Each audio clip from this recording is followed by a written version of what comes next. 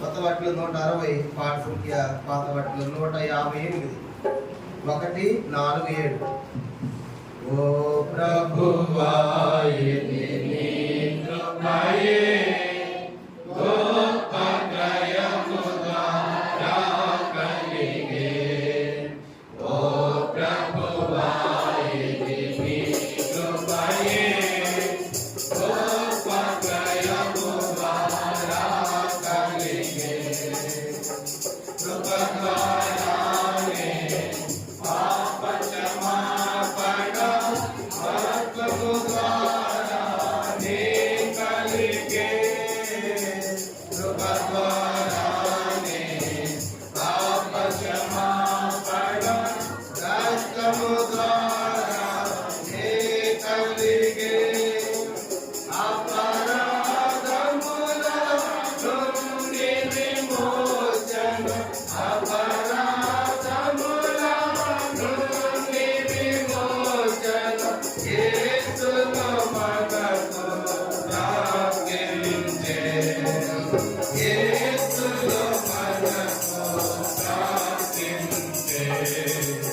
ఓ ప్రభువా ఇది నీ కృపయే గొప్ప క్రయము ద్వారా కలిగే. ఓ ప్రభువా ఇది నీ కృపయే గొప్ప క్రయము ద్వారా కలిగే. కృప ద్వారానే నీతిమంతులుగా తీర్చెను మనలా ఉచితముగా. కృప ద్వారానే నీతిమంతులుగా తీర్చెను మనలా ఉచితముగా. ఆపాతులమై ఉన్న మనకు, ఆపాతులమై ఉన్న మనకు ప్రాయశ్చిత్తము కలిగెనుగా. ప్రాయశ్చిత్తము కలిగెనుగా. ఓ ప్రభువా ఇది నీ కృపయే గొప్ప క్రయము ద్వారా కలిగే. ఓ ప్రభువా ఇది నీ కృపయే గొప్ప క్రయము ద్వారా కలిగే. కృప ద్వారానే దానిచితిమి, దానియందే నిలచితిమి. కృప ద్వారానే దానిచితిమి, దానియందే నిలచితిమి. క్రీస్తు మహిమ నిరీక్షణకై, క్రీస్తు మహిమ నిరీక్షణకై ఆయనకే స్తుతి పాడెదము. ఆయనకే స్తుతి పాడెదము. ఓ ప్రభువా ఇది నీ కృపయే గొప్ప క్రయము ద్వారా కలిగే. ఓ ప్రభువా ఇది నీ కృపయే గొప్ప క్రయము ద్వారా కలిగే. చూడండి, దయచేసి సండే సుఖాసినటువంటి దైవ సేవకులు ఆరంభిస్తారు. ఆ తర్వాత మరి గత వారు ఎవరు చేయలేదు అలాంటి వారు మొట్టమొదటి అవకాశం తీసుకోనండి. కనుక గత వారు ఎవరు చేయలేదు అలాంటి వారికి మొదటి అవకాశం ఇద్దాం. ఆ తర్వాత గత వారం చేసిన వాళ్ళకి కూడా సమయం ఉంటే మళ్ళీ తీసుకోవచ్చు. ఎందుకంటే చాలామంది యవనస్తులు కొత్త వాళ్ళు మాకు ఆరాధన సమయం జరగట్లేదని బాధపడుతున్నారు. దయచేసి మరి గత వారం చేసిన వాళ్ళు మౌనంగా ఉండండి. ఎవరైతే గత వారం చేయలేకపోయారు అలాంటి వారు అవకాశం తీసుకోండి.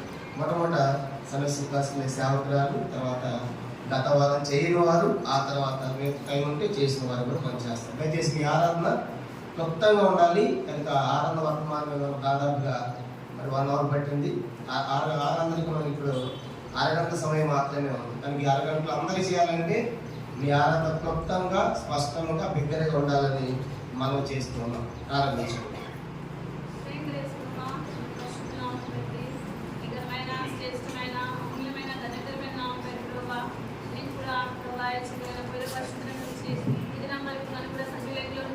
సజీవమైన దేవుని కలిగి ప్రభా యేసువైన తండ్రి మిమ్మల్ని ఆరాధించడానికి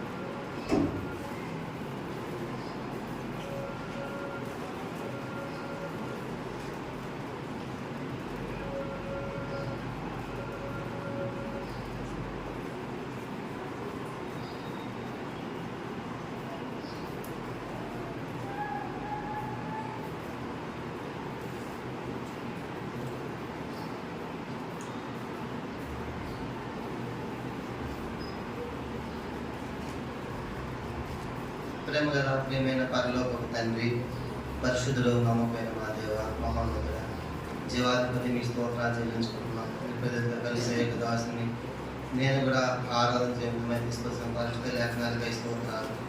నా జీవితాన్ని కూడా నీటిని ద్రాక్షరసంగా మార్చినట్లుగా మార్చివేశాను. నా కుంటి వాటిని ఏ రీతిగా బాగు చేశారు ప్రభావ. పాపం శాపం అనేటువంటి నా స్థితిగతులన్నీ మార్చివేశారు. మీ కృప చేత, మీ అమూల్యమైన కృప చేత, ధైర్యం తీసిన రక్షణ బట్టి విశ్వాసాన్ని బట్టి కూడా మీకు వందనాలు చెల్లించుకుంటున్నాం. ధైర్యం మా తండ్రి, మరంత మాత్రమే కాదు, నా ప్రతి పాపాన్ని కూడా మీరు అత్యంత కడిగి శుద్ధి చేసి పవిత్రపరిచి నీ ప్రజలుగా, నీ కుమారుడిగా, నీ యొక్క దాసుని స్వీకరించిన నీ ప్రేమ కొరకు కూడా స్తోత్రాలు చెల్లించుకుంటున్నాం. నా కొరకు ఎసురులో కాచిన ఆ నిర్దోషమైన, నిష్కలమైన, అమూల్యమైన ఆ గొర్రెపిల్ల వంటి క్రీస్తు రక్తాన్ని బట్టి కూడా నేను స్తుతించి ఆరాధించి కనపరుస్తున్నాం. దినదినం కూడా ప్రభావ ఈ యొక్క జీవిత యాత్రలో చాలా దేవుడిగా, కుటుంబంగా, అని వ్యక్తిగతంగా, సమాజముగా మీరు చేస్తూ జరిగిస్తూ వచ్చిన ప్రతి మేలు ఉపకారాలపై మీకు కృతజ్ఞతాస్తుతులు చెల్లిస్తుంటున్నాం. అంత మాత్రమే కాదు తండ్రి, దాంట్లో మీరు మధ్యకాస రాబోచుండగా నేను కూడా మిమ్మల్ని కలుసుకుంటానని గొప్ప నిరీక్షణ దయచేసినందుకే వందనము చెల్లించుకుంటూ నా ప్రభును, నా రక్షకుడు, నా విమోచకుడైన యేసుక్రీస్తు వారి పరిశుద్ధమైన నామములో ఈ నా స్తుతి ఆరాధన మీకే సమర్పించుకొనుచున్నాను తండ్రి. ఆమేన్. మనం లేచి నిలబడి ఒక కీర్తన మనం పాడుకుంటాము.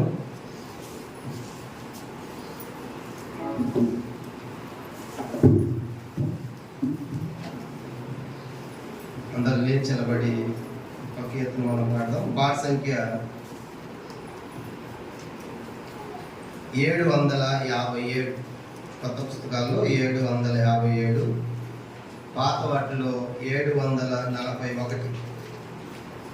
నీ సిలువే నాకు శరణు యేసు ప్రభు అనే పాట 757 కొత్త వాటిలో, పాత వాటిలో 741, ఇంకా పాతవైతే 626. పాత పుస్తకాల్లో 757, పాత వాటిలో 741, ఇంకా పాతవైతే 626. నీ సిలువే నాకు శరణు యేసు ప్రభు, నీ సిలువే నాకు శరణు యేసు ప్రభు, దురిత దూరుడ నీ దరి చేరక, దురిత దూరుడ నీ దరి చేరక, నాదు పాప శాపము తీర్చి, నాదు పాప శాపము తీర్చి, దరి చేర్చితివి కృపతో, దరి చేర్చితివి కృపతో. నీ సిలువే నాకు శరణు యేసు ప్రభు, నీ సిలువే నాకు శరణు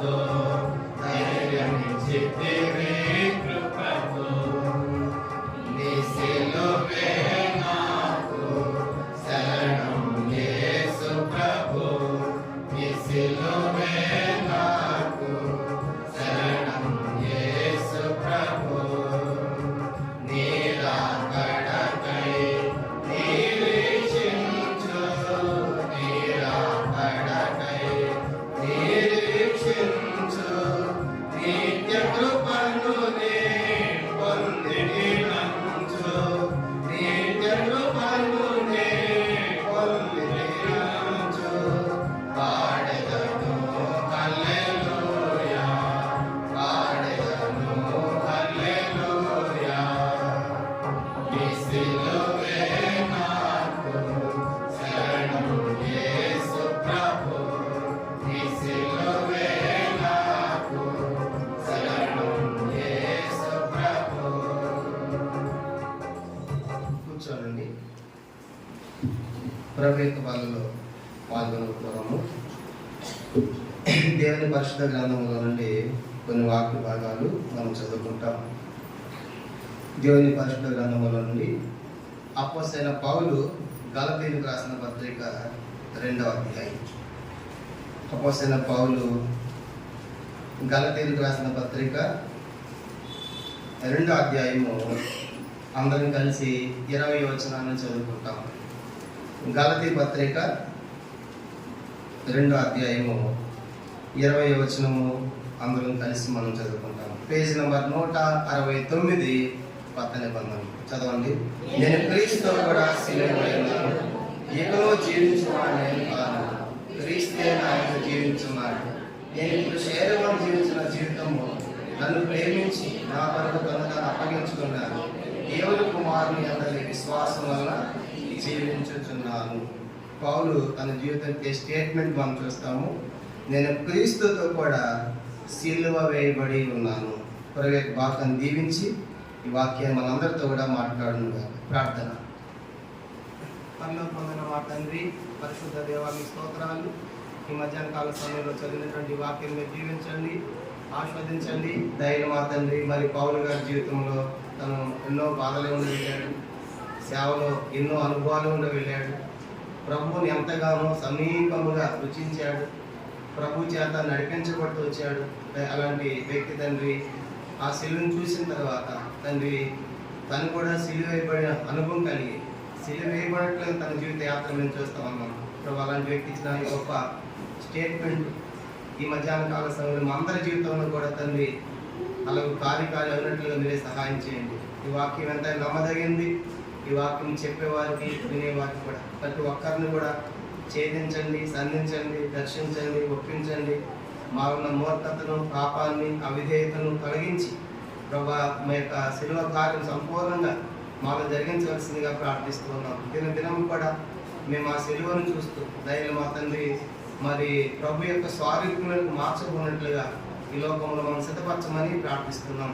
ఈ వాక్యం ద్వారా మాట్లాడి మీరు మహిమ పొందమని ఆ యొక్క దాసు నన్ను కూడా మీ సిలువ సాటం మరుగుపరిచి నాకును మాకును అందరికి కావాల్సిన వాక్యం దయచేసి మహిమ పొందమని, ఎవరి రక్షణ లేని వారు రక్షణ పొందినట్లు కానీ, ఎవరు బలహీనలో వారు బలపరచుకున్నట్లు కానీ తండ్రి, ఎవరు చెదిరిపోయారు వారు సమకూర్చుకున్నట్లు గాను తండ్రి, ఎవరు తప్పిపోయారో వారిని తండ్రి సరి చేయమని ఈ రీతిగా నీ వాక్యం గమనిస్తుండగా నీ వాక్యం పలు విధాలుగా బయలు చేసి అందరిని అన్ని దర్శించి మహిమ పొందమని యేసుక్రీస్తు నామమున ప్రార్థించి వేడుకొనుచున్నాము తండ్రి. ఆమేన్. ఇక్కడ మనం గమనించామంటే అపోస్తలుడైన పౌలు యొక్క జీవితం ఎంతో గొప్పదిగా మనం చూస్తాం. మరి అపోస్తలుడైన పౌలు గారి జీవితం అపోస్తలుల కార్యములు మొత్తము కూడా నేను బైబిల్ చెప్పాను. 48 క్లాసులు అంటే దాదాపుగా 4 తక్కువ సంవత్సరం పట్టింది. కనుక మొదటి అధ్యాయం నుంచి అపోస్తలుల కార్యము చివరి అధ్యాయం వరకు ముగించడం జరిగింది. యూట్యూబ్లో మీకు అందుబాటులో ఉంది. ఎంతో డీటెయిల్గా చెప్పాము. కనుక పౌలు యొక్క చరిత్ర దాంట్లో అంతా మనం చదువుకోవచ్చు. అలాంటి పౌలు గారు ప్రభువుకు ఒకప్పుడు యెరూషలేములో తను మరి గమలీయేలు పాదం మీద చదువుకున్నవాడు, యోదయ మతంలో పుట్టాడు, పరిసర తెగలో జీవించాడు. కనుక యేసు దేవుడు కాదు, యోధా మతమే గొప్పది అని బ్రతికినవాడు. అలాంటి పౌలు మరి ప్రభువు నమ్మిన వారిని హింసించిన వాడు. గత మాత్రమే కాదు, ఆ దమస్కు పట్టణం వరకు కూడా వెళ్ళి చదిరిపోయినటువంటి వారందరిని కూడా పట్టుకొచ్చి బంధించి చంపాలని ప్రయత్నం చేసిన వాడు. కారణం ఏంటంటే ఆ దమస్కు అనే పట్టణం అనేది చాలా ప్రాంతాలకి కూడలేదు కనుక అనేక మంది అక్కడ నుంచి అనేకమైన ప్రాంతాలకు వెళ్ళవచ్చు. అక్కడి దాకా చేరింది కాబట్టి సువార్త. ఇక దమస్కు దాటిందంటే ఇది ప్రపంచ దేశాలకు వెళ్ళిపోతుంది సువార్త. దీన్ని ఎలాగైనా అడ్డుకోవాలి అనేటువంటి ప్రయత్నంతో ఆయన అధికారుల యొక్క ప్రధాన పత్రికలు తీసుకొని దమస్కు దాకా వెళ్ళాడు పౌలు గారు. అంటే అప్పటికే దమస్కు దాకా వెళ్ళింది సువార్త. కాబట్టి అపోస్తలులు మనం చూసినప్పుడు ఎంత అద్భుతం. అపోస్తల కార్యాలను దాదాపుగా 30 దేశాలకు సువార్త వెళ్ళింది. 100 పట్టణాలు కనీసం సువార్త వెళ్ళింది. అపోస్తల కార్యంలోనే మొదటి శతాబ్దంలోనే అంతగా విస్తరించింది సువార్త. 120 మందితో ప్రారంభించబడింది అపోస్తల కార్యంలో సంఘము. 120 తర్వాత పేతురు గారు సువార్త చెప్తే 3000 మంది చేర్చబడ్డారు 2వ అధ్యాయంలో. ఇంకా అనేక మంది చేర్చబడ్డారు. ఆ తర్వాత 4వ అధ్యాయంలో 5000 మంది చేర్చబడ్డారు. ఇంకా ఆ తర్వాత సంఘ విస్తరణ వేగవంతంగా సాగింది.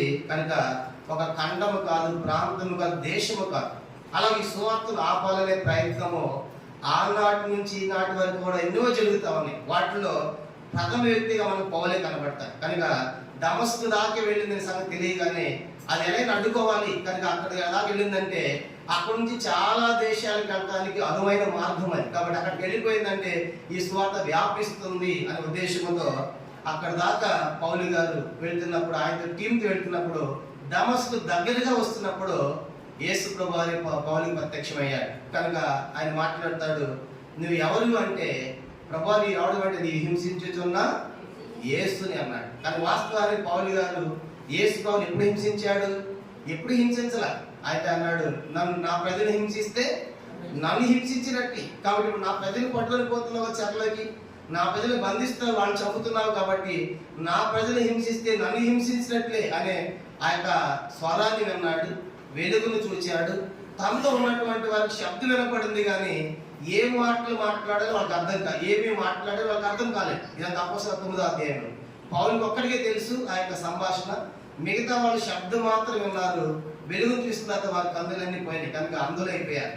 ఆ రీతిగా పౌలు గారు స్వయంగా దేవుని చూచాడు. అందుకే కొరింథీ పత్రికలో రాస్తుంటాడు, నేను ప్రభువును చూచితిని అంటాడు. అంటే అందుకే అపోస్తలుడైన పౌలు గారికి ఆయన అపోస్తలుడు అనే పేరు ఎందుకు ఇవ్వబడుతుందంటే దేవుని చేత పంపబడినవాడు. అపోస్తలుడు అంటే దేవుని చేత పంపబడినవాడు. 12 మంది ప్రభువే పంపాడు, కానీ పౌలుని కూడా ప్రభువే పంపిస్తూ ఉన్నాడు. అందుకే ఆయనకు అపోస్తలుడు అనే పేరు. అంటే మొత్తం మనకు బైబిల్లో 13 మంది అపోస్తలులు మనకు కనబడతారు. 12 మంది ఏమో డైరెక్ట్ గా ప్రభు చేత పంపబడితే 13వ వ్యక్తి పౌలు గారు దేవుని చేత పంపబడుతున్నాడు.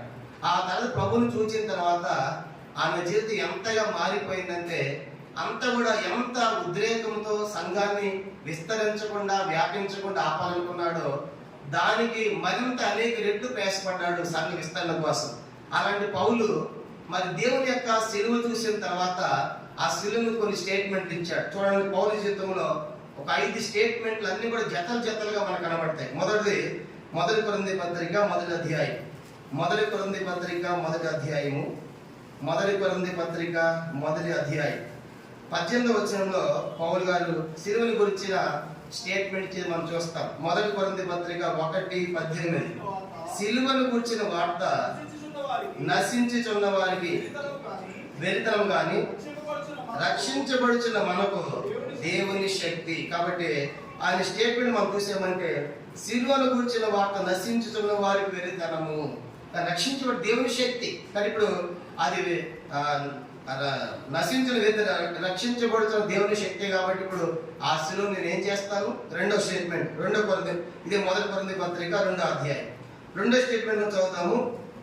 మొదటి కొరింథీ పత్రిక 2వ అధ్యాయము 2వ వచనంలో మరొక స్టేట్మెంట్ ఇచ్చాడు సిలువ గురించి. నేను యేసు క్రీస్తును అనగా సిలువబడిన యేసు క్రీస్తును తప్ప మరి దేనిని మీ మధ్య. ఇది 2వ స్టేట్మెంట్. కాబట్టి మొదటిది సిలువ నశించే వారికి వెరితనము, రక్షించబడుతున్న దేవుని శక్తి అన్నాడు. రెండోది ఇప్పుడు నేను ఆ సిలువను తప్ప మరి దేనిని మీ మధ్య ఎరగకుందును అన్నాడు. ఇది 2వ స్టేట్మెంట్. కనుక సిలువ ద్వారా రక్షణ ఉంది, ఆ సిలువని నేను ఎరుగుతాను అంటున్నాడు రెండో స్టేట్మెంట్. మూడో స్టేట్మెంట్ ఇచ్చాడు గలతీ పత్రిక 6వ అధ్యాయం.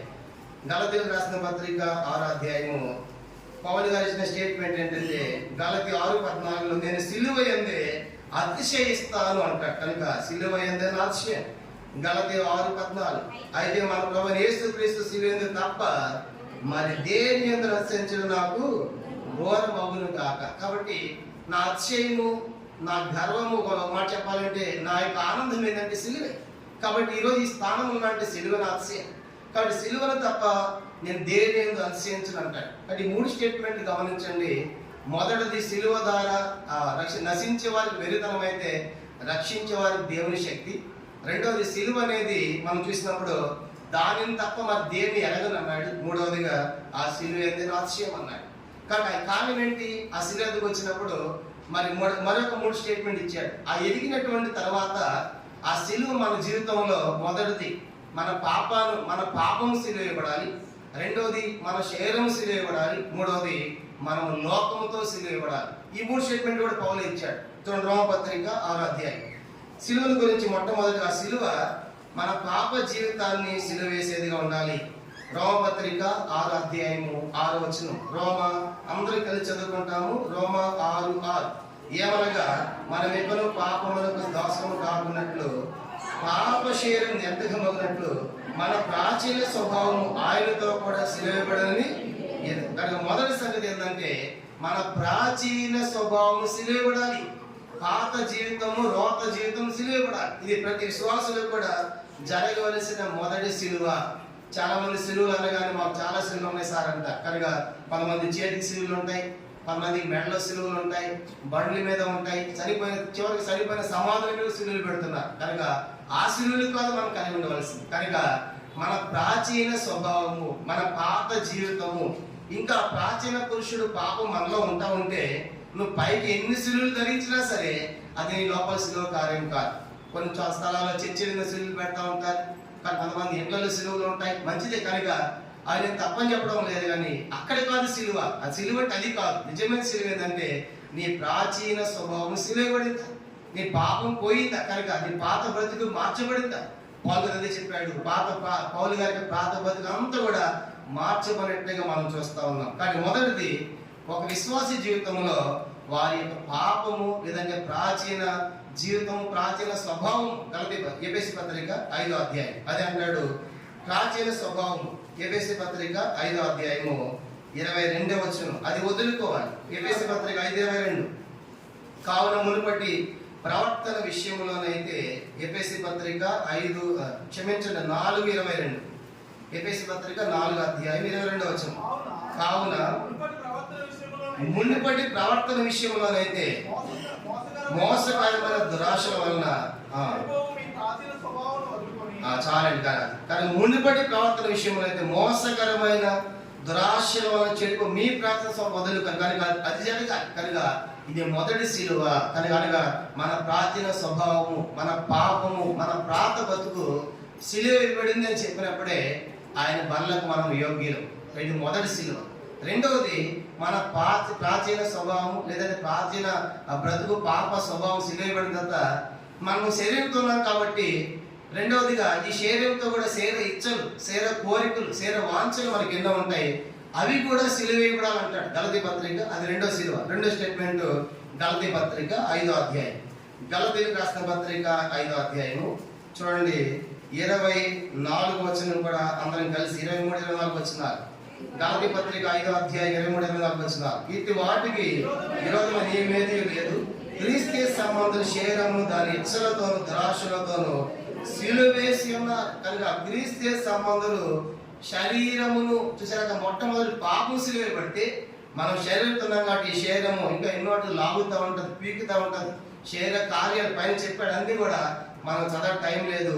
ఆ శరీర కార్యాలన్నీ కూడా మనల్ని వెనక లాగుతూ ఉంటాయి. కనుక ఆత్మ సిద్ధమే కానీ శరీరము బలహీనం అంటాడు. కనుక ఆత్మకు శరీరానికి రెండింటికి పోరాటం ఎప్పుడు విరోధం ఉంటా ఉంది. అయితే మన జీవితాలు ఎక్కువగా ఆత్మ ఓడిపోతా ఉంది, శరీరమే గెలుస్తా ఉంది. అందుకే పౌలు అంటాడు మన శరీరం సిలువేయబడాలి. ఇది రెండవ సిలువ. కనుక మొదటిది మన పాపము ప్రాచీన స్వభావం సిలువేయబడాలి. రెండవ సంగతి మనం చూసినప్పుడు మన శరీరం సిలువబడాలి. శరీరం సిలువబడటం అంటే యేసు ప్రభువులాగా ఒక అడ్డపైకి నిలువుపైకి తీసుకెళ్ళాలని కొట్టడం కాదు. కనుక ప్రాచీన శరీరం సిలువబడటం అంటే మన శరీర కోరికలు, శరీర ఆశలు, శరీర ఇచ్చలు వంటి మనము చంపుకోవాలి. అది నిజమైన సంతోషం ఒక విశ్వాసి. కాబట్టి ఇప్పుడు శరీరం అనేది మన కోరికలు పుడతాయి కనుక, తినేవి కావచ్చు, తాగేవి కావచ్చు, కనుక రకరకాలుగా ఉన్నాయి. వాటన్నిటిని కూడా దేవునికి వ్యతిరేకమైనవి. మన శరీరాన్ని ఎంత స్వాధీన పెట్టుకుంటామో, ఎంత కంట్రోల్లో పెట్టుకుంటామో, ఎంత సిలివేస్తామో అంతగా మన ఆత్మ ఎదిగేది మనం చూస్తాం. ఇది విశ్వాసం జరిగిన రెండవ సిలువ. పాపము సిలువేసిన తర్వాత రెండవదిగా మన శరీరాన్ని కూడా సిలువకు అప్పగించాలి. ఇది రెండోది. మూడో సిలువ చూద్దాము. గలతీ పత్రిక 6వ అధ్యాయం. ఇది కూడా ఇవన్నీ పౌలు చెప్పిన స్టేట్మెంట్లే. గలతీ పత్రిక 6వ అధ్యాయము 14వ వచనము రెండవ భాగం. గలతీ పత్రిక 6:14 రెండవ భాగం మనం చూద్దాం. దాని వల్ల నాకు లోకమునకు నేను సిలువబడి ఉన్నాను. మూడవదిగా మనం లోకముతో సిలువేసుకోవాలి. లోకముతో అంటే ఇక లోక సంబంధం కావు. మనం లోకము నుండి వేరైన వారు, కానీ లోకములో నుండి పిలువబడిన ఎక్లీషియన్ సంఘం కాబట్టి లోకములోంచి వేరేం కాబట్టి ఇక లోకముతో మనకు పని లేదు. అంటే లోకం వాళ్ళతో కలిసిమెలిసి ఉంటుందని నేను చెప్పడం లేదు. ఆత్మీయ జీవితంలో లోకముతో రాజీ పడవద్దు, లోకములో సైసనవద్దు. కనుక లోకము నుండి వేరే క్రీస్తు బిడ్డగా మనం బ్రతకాలి, లోకాన్ని చూపించాలి. ఇది మూడో శిలువ. పౌలు ఎప్పుడైతే ఆ శిలువ చూసిన తర్వాత పౌలు లోకము నుండి వేరైపోయాడు కనుక లోకము నుండి తాను సిలువేసుకున్నాడు. కనుక ఈ మూడు స్టేట్మెంట్ గుర్తుపెట్టుకుంటాం. మొదటిది మన పాపం సిలువేయబడిందా, రెండవది మన శరీర కోరికలు ఇచ్చలు సిలువేయబడ్డాయా, మూడవది లోకముతో మనం సిలువ వేయబడిన వారమేనా. అలాంటి వారు చెప్పగలరు నేను క్రీస్తుతో కూడా సిలువబడి ఉన్నాను. అంత మాత్రమే. ఎప్పుడైతే నువ్వు అట్లా లోకంతో సిలువబడతావో, సిలువ కార్యం నీ లోపల జరుగుతూ ఉందో, సిలువ కార్యం జరిగే కొలది నీ లోపల ఉన్నటువంటి వెలుగు అధికమవుతూ ఉంటుంది. కనుక నేను రక్షించబడిన దినాల్లో ఇంతగా వాక్యం చెప్పేవాడిని కాదు. కానీ అసలు అప్పుడు వాక్యానికి ఇప్పుడు వాక్యాన్ని పోల్చుకుంటామంటే అప్పుడు ఏబిసిడి అన్నట్టు. ఇప్పుడు నేను అపోస్తల కార్యం ధ్యానం చేసి చెప్పాను కదా, ఇతరులు చెప్పిన సంగతి ఏమో కానీ నేను ఎన్నో పాఠాలు నేర్చుకున్నా. అపోస్తల కార్యం ధ్యానం చేస్తా ఉంటే ఒకసారి 2 అయింది, 3 అయింది, అన్ని గంటలు నేను చదివేవాడు. అన్ని గంటలు చదువుతా ఉంటే ఇంత అద్భుతంగా ఉంది పౌలు జీవితం, ఇంత గొప్పదిగా ఉంది దేవుని యొక్క వాక్యం అని దాన్ని రుచించే కొలది ఎంత ఆనందం అంటే, ఎంత సంతోషం అంటే నిద్రాహారాలు కూడా మానేసిన సందర్భాలు ఎన్నో ఉన్నాయి. ఇది నిజంగా నా జీవితం జరిగిన సంగతి. కానీ ఎవరికో చెప్పడానికో బోధించడానికి సిద్ధపడే దానికంటే మొట్టమొదట నేను నేర్చుకున్నా. అది ధ్యానం చేసిన తర్వాత నా హృదయం ఎంత పరవశించేదంటే, ఎంత సంతోషించేదంటే నిజంగా ప్రభు ఎంత అద్భుతమా అని అనిపిస్తూ ఉంటది ఆ యొక్క శిలువను చూసినప్పుడు.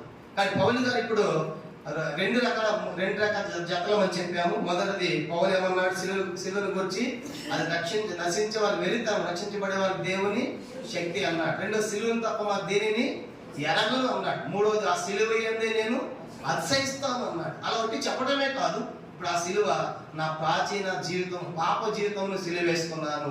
రెండవదిగా నా శరీర కోరిక ఇచ్చలు శిలువ వేసుకున్నాను. మూడవదిగా లోకముతో నేను శిలువ వేసుకున్నాను అని పౌలు చెప్పాడు. అలా ఎలా సాధ్యమైంది పౌలుకి? అలా చేసుకోవడానికి పౌలు ఎలా సాధ్యమైందంటే, పౌలు గారు దేవుని చూచే కొలది దేవుడి వెలుగు కదా బైబిల్లో రాయబడింది. 1 యోహాను 1:5 దేవుడి వెలుగు అన్నాడు. యోహాను 8:12 యేసు అన్నాడు, నేను లోకమునకు వెలుగై నన్ను వెంబడించి వాడు చీకట్లో ఉన్నాడు ఒక జీవపు వెలుగు. దేవుడి వెలుగు కాబట్టి ఇప్పుడు దేవుడి వెలుగు కాబట్టి దేవుని చూచే కొలది, ఆ వెలుగును చూచే కొలది మన జీవితం అంతా కూడా మారిపోతూ ఉంటుంది. కనుక ఆ వెలుగులోకి వచ్చే కొలది మన ప్రతి బలహీనత, ప్రతి పాపము, ప్రతి మూర్ఖత్వము కూడా ఆ వెలుగులో బయలుపడే కొలది అవన్నీ పౌలు సరి చేసుకున్నాడు. అలా చెప్పడానికి పౌలు గారు కూడా 3 ఇంతల వెలుగును పౌలు పొందాడు. మొదటి వెలుగు చూడండి, అపోస్తల కార్యం 9వ అధ్యాయం. పౌలు పొందిన మొదటి వెలుగు ఎలాంటిదంటే ఒక వెలుగు అంటాడు. కానీ ఇది మొదట చూడండి, అపోస్తల కార్యములు 9వ అధ్యాయం 3వ వచనం. అపోస్తల కార్యములు 9వ అధ్యాయం 3వ వచనం. అతడు ప్రయాణం చేయొచ్చు దమస్కు దగ్గరకు వచ్చినప్పుడు అకస్మాత్తుగా ఆ ఆకాశం నుండి ఒక వెలుగు అతను ప్రకాశించింది. ఏ వెలుగు అంటే ఇది ఒక వెలుగు. ఇదే ప్రారంభం పౌలుకి. కానీ ప్రభు కనపడటం ఒక వెలుగు అన్నాడు. కనుక పౌలు చూసిన ఒక వెలుగుగా చూశాడు.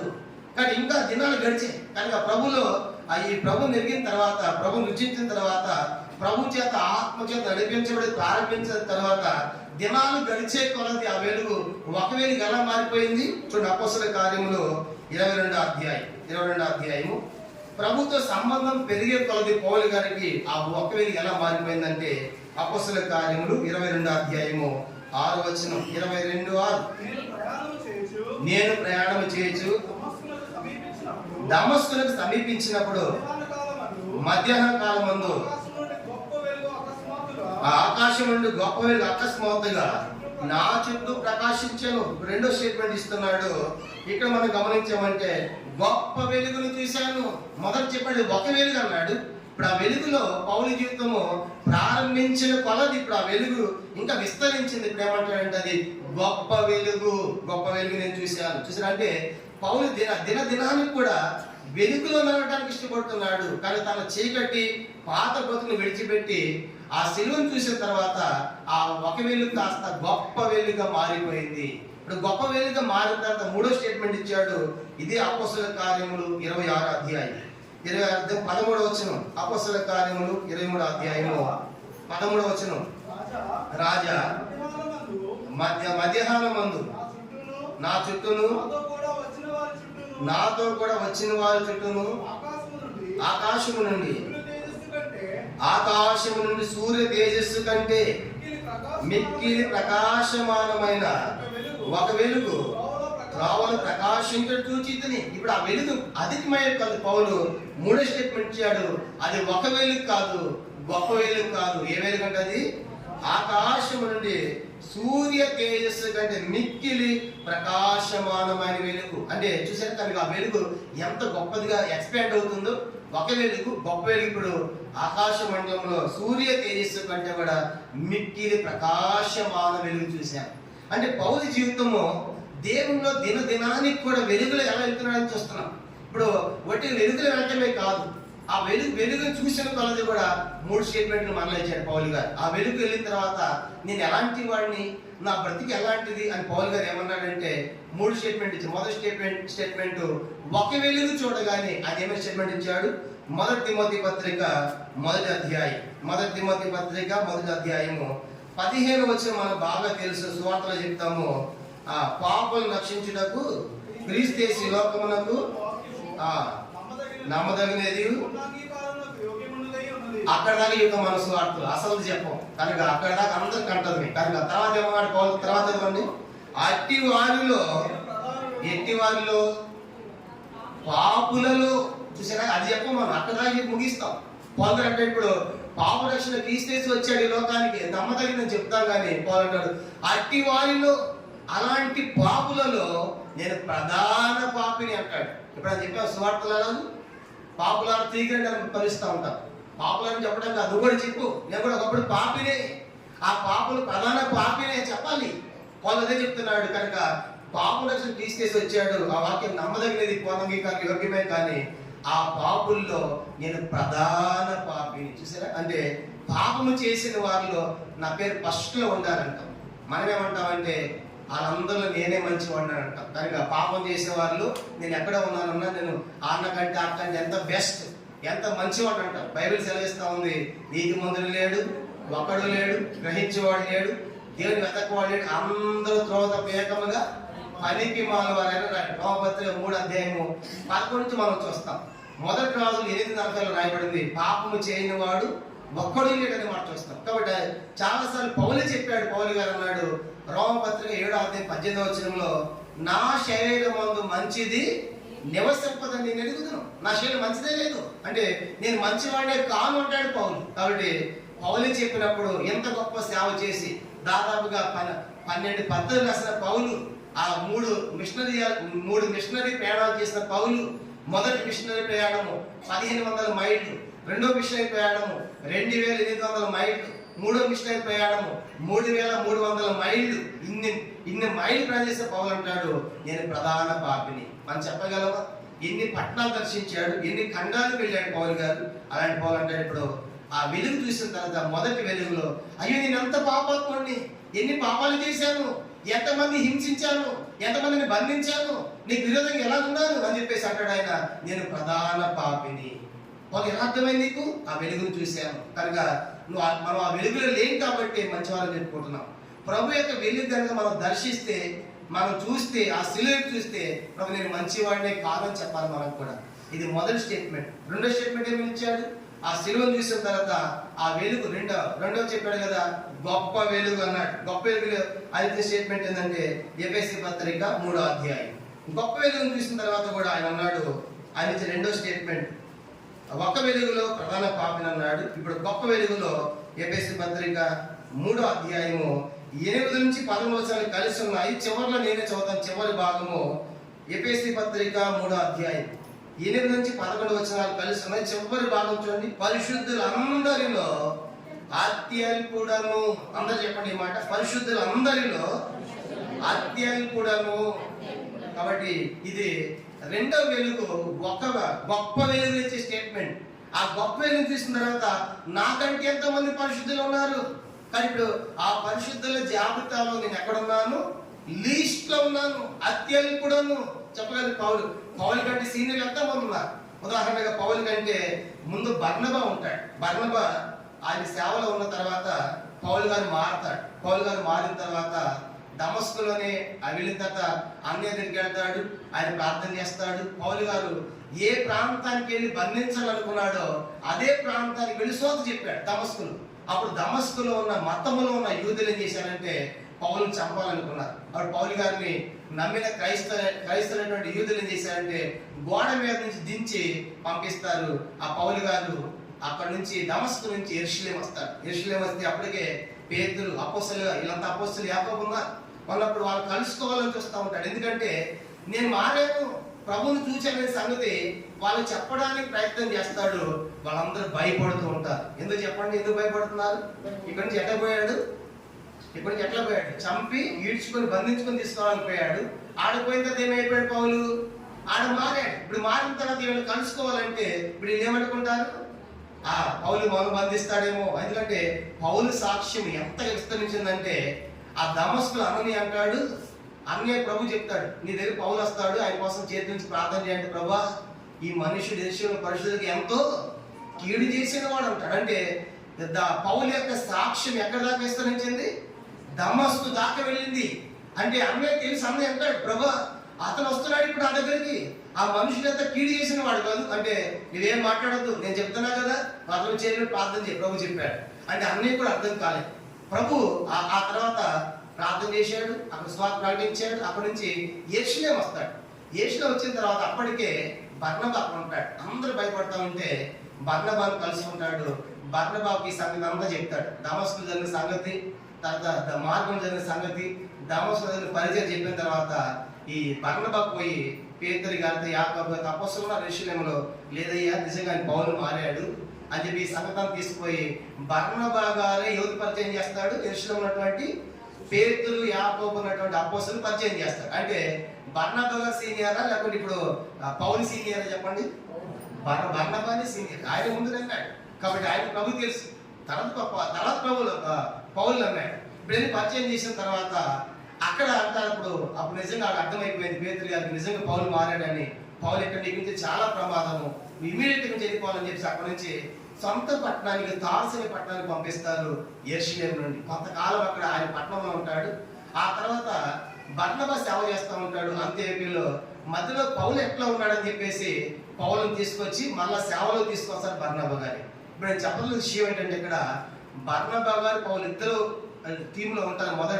మొదటి మిషనరీ ప్రయాణంలో బర్నబా, పౌలు, తర్వాత జాన్ మార్క్ ముగ్గురు ఉంటారు. జాన్ మార్క్ మధ్యలో వెళ్ళిపోతాడు, వదిలిపెట్టి వీళ్ళిద్దరు మాత్రం కొనసాగిస్తారు. ఇప్పుడు నేను చెప్పాల్సిన విషయం ఏంటంటే ఇప్పుడు పౌలు గారిని పరిచయం చేసింది ఎవరు? యెరూషలేము అపోస్తలులకి బర్నబా గారు.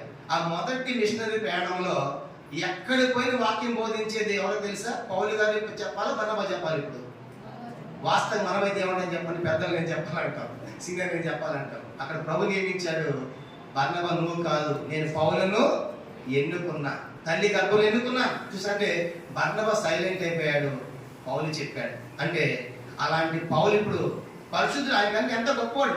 ఒక బర్నబా గొప్పవాడు పౌలు కంటే గొప్పవాడు, తక్కువడే కాదు బర్నబా. ఆయన కూడా ఎంత ఉన్నతమైన వ్యక్తి. ఎందుకంటే అందరిని ఆదరించేవాడు, అందరికి హెచ్చరించేవాడు. బర్నబా అంటే ఆదరణ పుత్రుడని అర్థం. అపోస్తలుల 4వ అధ్యాయంలో మనం చూస్తాం. అలాంటి బర్నబాతో కలిసి ప్రయాణాలు చేస్తాడు. కానీ ఎక్కడ కూడా బర్నబా హెచ్చించుకోలేదు. నేను చెప్పాలని ముందుకు కూడా రాలేడు. ఇంకో అద్భుతమైన విషయం ఏంటంటే ముఖ్య ప్రసంగి పౌలు అయినందు నాకు రాయబడి ఉంటుంది. అక్కడ బర్నబా కూడా ఉంటాడు. వీళ్ళిద్దరిలో ముఖ్యుడు ఎవరు, మొదటి వ్యక్తి ఎవరు చెప్పండి? బర్నబా కదా. కానీ పౌలు గారు చెప్తాడు. అంటే నేను చెప్పే సంగతి ఏంటంటే ఇప్పుడు పౌలు గారు ఆ వెలుగు చూసిన తర్వాత దేవుడు అంటాడు, ప్రభు నాకంటే ఎంతో మంది పరిశుద్ధులు ఉన్నారు, ఆ బర్నబాలో ఎంతో మంది ఉన్నారు కనుక ఈ వెలుగులో నా జీవితం చూసినప్పుడు ఆ పరిశుద్ధులు అందరిలో నేను ఎంతో తక్కువ వాడను. ఎలా చెప్పగలిగాడు పౌలు? ఇది ఆ వెలుగు అధికమైంది. ఎందుకంటే మనం చీకట్లో ఉన్నాం కాబట్టి మన స్థితిగతి మనకు అర్థం కావటం లేదు. ఆ వెలుగులోకి వస్తే మనకు అర్థమవుతుంది మన పాపం ఏంటో. ఆ వెలుగులోకి వస్తే అర్థమవుతుంది అందరికంటే ఆత్మీయులు ఎంత వెనకబడిందో మనకు అర్థమవుతుంది. ఇప్పుడు మూడో వెలుగు చూశాడు. మూడో వెలుగు ఏమి స్టేట్మెంట్ ఇచ్చాడు? ఆకాశ మధ్యాహ్నం ముందు సూర్యుని కంటే మిక్కిలి ఆ ప్రకాశమాన వెలుగు చెప్పాడు కదా. ఆ వెలుగు చూసినాక ఏమి స్టేట్మెంట్ ఇచ్చాడు చూడండి. అపోస్తలుల మొదటి కొరింథీ పత్రిక ఆ వెలుగు చూసిన తర్వాత ఇచ్చినటువంటి స్టేట్మెంట్. మొదటి కొరింథీ పత్రిక 15వ అధ్యాయం. మొదటి కొరింథీ పత్రిక 15వ అధ్యాయము 19వ వచనం. మొదటి కొరింథీ పత్రిక 15వ అధ్యాయం 19.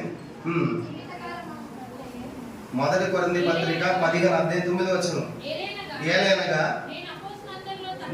నేను అపోస్తలులందరూ తక్కువ వాడను, దేవుని సంఘముని హింసించినందున అపోస్తలుడు అనబడుటకు యోగ్యుడను కాదు. ఇప్పుడు ఆ మిక్కిలి ప్రకాశం వెలుగుతీసిందని అంటాడు. అయ్యి అపోస్తలు చాలా మంది ఉన్నారు, అపోస్తలు అందరికంటే నేను ఎంతో తక్కువ వాడు. 12 పత్రికలు సుమారు రాసిన పౌలు 100 పట్టణాలకు వెళ్ళాడు కనుక 130 దేశాలకు అప్పటికి వెళ్ళాడు. 3 దేశాలు ప్రయాణం చేశాడు. 100 మైళ్ళు కనుక ప్రయాణం చేసిన పౌలు అంటాడు ఇప్పుడు నేను అపోస్తలులను కాను. చూసారా ఎందుకు పౌలు అంటే నేను సంఘాన్ని హింసించి ఎరుషలేములో ఎంత బాధ పెట్టా, వాళ్ళు ఈడ్చుకునిపోయి చెరసాలలో వేశారు. కానీ కడుపులు చింపాను కనుక నేను సామాన్యుని కాను. అవన్నీ చూసిన తర్వాత ప్రభా ఆ పోస్ట్ నాకు వద్దయ్యా, నేను అపోస్తలుని కాను ప్రభా, కనుక నేను ప్రధాన పాపిని, పరిశుద్ధులందరూ తక్కువ వాడను. మూడో చెప్పాడు నేను అపోస్తలుడనే కాను అన్నాడు పౌలు. ఈ దినాలు అనేక మంది పేర్లు పెట్టుకుంటారు, మనం పేపర్లు వేస్తాం. కనుక దైవజనుడు ప్రవక్త అపోస్తలుడైన పలానా డాష్ అని పేరు. నువ్వు అపోస్తలుడువా, నువ్వు ప్రవక్తవా, ప్రవక్తలు చెప్పేవాడువా?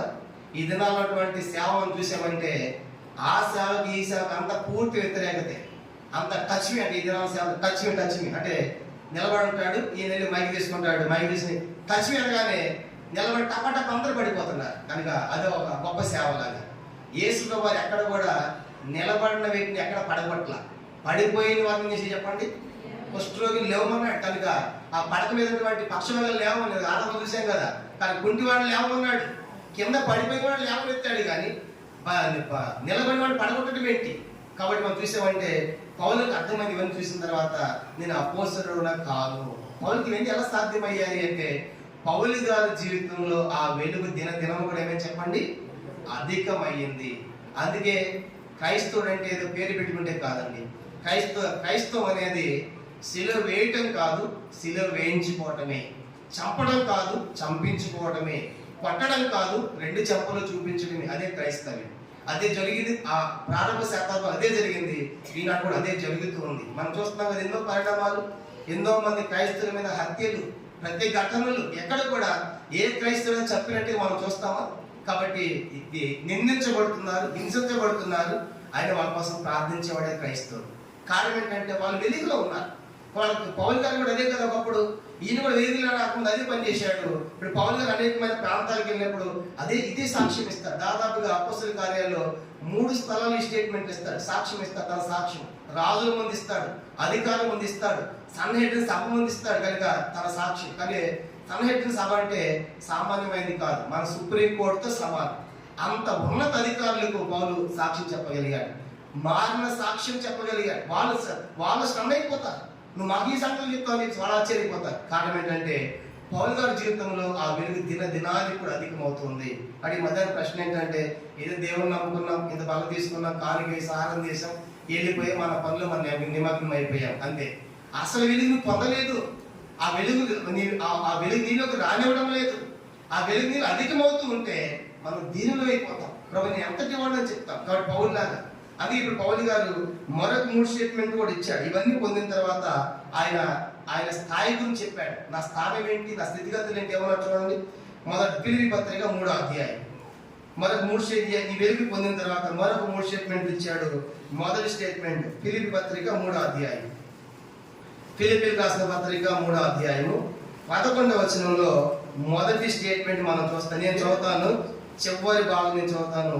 సమస్తమును నష్టపరుచుకొని వాటిని పెంటతో సమానముగా ఎంచుకొనుచున్నాను. పైన 7వ వచనం కూడా చదువుదాం. 7వ వచనం కూడా, అయినను ఏవేవి నాకు లాభకరములై ఉండెనో వాటి క్రీస్తు నిమిత్తం నష్టముగా ఎంచుకుంటుని. పౌలు గారు అంటాడు కదా, పౌలు గారు తనకున్నటువంటిది చెప్తాడు, నాకున్నవన్నీ కూడా పెంటతో సమానం, పెంటతో సమానం. కాబట్టి పౌలు గారి విషయం ఎంత అద్భుతమైనది. పౌలు గారు నీ ఐశ్వర్యం ఏంటంటే నాకున్నదంతా కూడా పెంటతో సమానం. నీ బంగారం పెంట, డబ్బు పంట, నాకున్నవన్నీ కూడా పెంటతో సమానం. అంటే ఈ లోక సంబంధమైనవి ఎక్కడ కూడా నా వెండి, నా బంగారం, నా పొలం, నా ఆస్పాస్తం లేదు. అందుకని ఏం చెప్పాడు తెలుసా, నేను వెండి బంగారాల కోసం సేవ చేయలేదు. అపొస్తలుల కార్యం 20వ అధ్యాయం ఆయన స్వయంగా చెప్పాడు ఎఫెసు పెద్దలకు. అపొస్తలుల కార్యములు 20వ అధ్యాయం చూడండి. ఆయన చెప్పే స్టేట్మెంట్ చూసినప్పుడు అపొస్తలుల కార్యములు 20వ అధ్యాయం మనం చదువుకుంటాము. 33, 34 వచ్చిన అందరికి కలిసి అపొస్తలుల కార్యములు 20వ అధ్యాయము 33, 34. ఎవని వెండినైనను బంగారములైనను వస్త్రములైన నేను ఆశపలేదు. నా వస్త్రముల, నా అవసరముల నిమిత్తము నాతో ఉన్న వారి నిమిత్తము నా చేతులు కష్టపడ్డాను. మీకే తెలియను. చూసారు, నేను ఎవరి బంగారం ఆశించలే, ఎవరి వెండి ఆశించలే. కనుక కారణం ఏంటంటే అవన్నీ నాకేంటి చెప్పండి, పెంటతో సమానము. మరి సేవకు, మరి పౌలు గారి సేవలో అవన్నీ కావాలి కదా. ఈ దినాలు డబ్బు ఉంటేనే సేవ, డబ్బు లేకపోతే సేవ చేయలేం. కనుక అలాంటి దినాలు, ఆ దినాలు కూడా అంతే. మరి పౌలు గారు డబ్బు అవసరమైంది. 18వ అధ్యాయంలో అపొస్తలుల కార్యములో పౌలు గారు కొరింథు అనే పట్టణంలో అడిగి పెడతాడు. కొరింథు అనే పట్టణం 18వ అధ్యాయంలో అడిగి పెట్టినప్పుడు అప్పుడు దాకా టీంతో ఉంటారు. పౌలు గారు వచ్చిన తర్వాత అక్కడ సమస్య వచ్చింది కాబట్టి తిమోతిని తర్వాత మిగతా సిల్వాను బెరయ ఆ ప్రాంతాల్లో పెట్టి పౌలు గారు 18వ అధ్యాయంలో ఒంటరిగా కొరింథులో దిగుతాడు. ఎందుకంటే పౌలు గారు అక్కడ ఉంటే గొడవ చేసేవాడు. కనుక పట్టుకుని ఇబ్బంది పెడతా ఉంటే నన్నే కదా అభ్యంతరపరుస్తుంది, నేను మరొక పట్టణానికి వెళ్తాను, మీ దగ్గర సువార్త ముగించుకుని రండి అని చెప్పేసి తిమోతిని సిల్వాని పెడతాడు 17వ అధ్యాయంలో. 18వ అధ్యాయం వచ్చినప్పటికీ ఆయన కొరింథు అనే ప్రాంతంలో అడిగి పెడతాడు. పెట్టాలని పౌలు ఒక్కడే అయిపోయాడు. ఇప్పుడు పౌలు డబ్బు కావాలి కదా, ఆ కుటుంబం పరిచయం అవుతుంది. వాళ్ళే ఇట్ల నుంచి కొత్తగా వచ్చారు కనుక మనకి సకుల్లా ప్రిస్కిల్లా వాళ్ళు ఏ పని చేసేవాళ్ళంట, ధ్యానాలు కుట్టేవారు. పౌలు గారు కూడా డబ్బులు లేవు కాబట్టి ఏం చేసేవాడు, ఇప్పుడు ధ్యానం వాళ్ళతో పాటు వాళ్ళు కూడా పని కల్పించారు, వాళ్ళతో పాటు ధ్యానాలు కుట్టాడు. ఆ కొరింథు అనే ప్రాంతం ఎంత భయంకరమైందంటే ఆ కొరింథు ప్రాంతము ఆఫ్రోడైటీ అనేటువంటి ఒక దేవతని కొండ ఉండేది. ఆ కొండ మీద ఆ దేవతను వాళ్ళు పూజించేవాళ్ళు, సేవించేవాళ్ళు. అక్కడ ఆడ వ్యభిచారులు, మగ వ్యభిచారులు ఉండేది. ఆ వ్యభిచారం బాగా జరిగేది అక్కడ ఆ దేవత పేరు మీద. దేవదాసృతి అమల్లో ఉండేది. అలాంటి భయంకరమైన కొరింథు సంఘములో సవాల్తో కూడిన సేవ పౌలు వెళ్ళాడు. అలాంటి వారికి వ్యభిచారులకి, కానీ అలాంటి వాళ్ళు చెప్పాలి సంగత, వ్యభిచారులకు జాగ్రత్త చేసేటువంటి వాళ్ళు స్వార్థ చెప్పాలి. ఎందుకంటే ఆ దేవత దగ్గరికి వెళ్ళి వాళ్ళంతా కూడా ఆ పనులు ఉంటే ఆ పాపంలో పడిపోయేవాడు. అయితే పౌలు వెళ్ళిన తర్వాత అక్కడ సంఘం ఏర్పడింది, కానీ ఆ సంఘము సరైన క్రమంలో లేదు.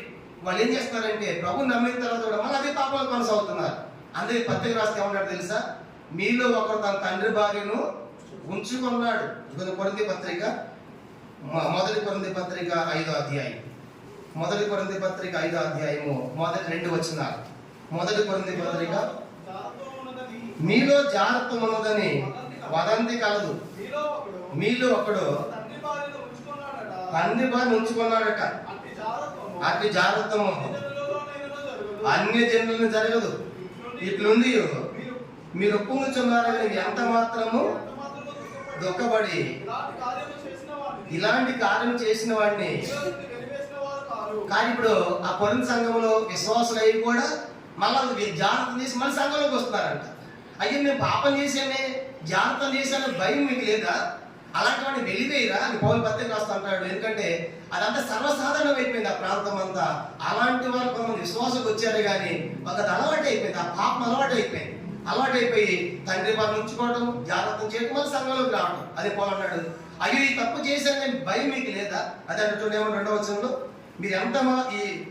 మీరెంత మాత్రము దుఃఖపడి ఇలాంటి కార్యం చేసిన వారి మీలో నుండి, అంటే మీరు పాపం చేసి దుఃఖపడరా? అయ్యో తప్పు చేసిన దుఃఖపడరా మీరు? ఈ పాపం ఎంత భయంకరం, తండ్రి వారిని ఉంచుకోవడం ఏంటి అని సంఘంలోనే కూడా వచ్చారు వాళ్ళకి వారు. అందుకే పౌలు గారి పద్ధతిని వాళ్ళు రాసి వాళ్ళకి అందిస్తారు. ఇలాంటి భయంకరమైన ప్రాంతంలో ఒంటరిగా సేవ ప్రారంభించారు పౌలు గారి 18వ అధ్యాయంలో. అప్పుడు ఆయన చేతిలో డబ్బులు లేవు. ఆయన కూడా ఏం పని చేసే చెప్పండి, గుడారాలు కుట్టి ఆ డబ్బుతో పనిచేస్తారు. ఆ తర్వాత వచ్చినటువంటి తిమోతి సెల్వాను వస్తారు, వాళ్ళు కొంత ద్రవ్యం పిలిపి సంఘం ద్వారా వస్తుంది, అవన్నీ చేత గొప్ప సేవ జరుగుతుంది. ఇక్కడ నేను చెప్పాల్సిన విషయం ఏంటంటే, పౌలు గారు ఎవరి వెండి బంగారాలు, అందుకే తెస్సలోనిక పత్రిక రాస్తే మొదటి తెస్సలోనిక 2వ అధ్యాయం, మొదటి తెస్సలోనిక 2వ అధ్యాయము.